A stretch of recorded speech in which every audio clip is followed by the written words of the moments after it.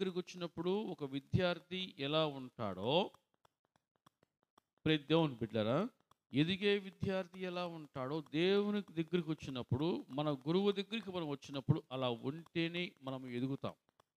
హల్లెలూయా చెప్పండి. ఆ భయం లేకపోతే, భయం లేని భక్తి వట్టిదే.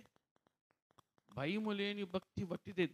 మనము మన గురువు దగ్గరికి వచ్చి నేర్చుకోవాలి. ఏమని నేర్చుకోవాలంటున్నాడు? మీలో అందరికంటే గొప్పవాడు. మనిషి మనస్సులో ఎప్పుడు ఏముంటుంది తెలుసా? మనస్సులో ఏముంటుంది? నేనే గొప్ప, నేనే గొప్ప, నేనే గొప్ప. రే దేవుని పిల్లరా, నీ గొప్పతనం ఏదైతే ఉందో దాన్ని తీసి దెబ్బలో పెట్టు. ఎక్కడ పెట్టాలి? దెబ్బలో పెట్టు. దేవుని ముందు, గురువు ముందు తీసుకురాకూడదు.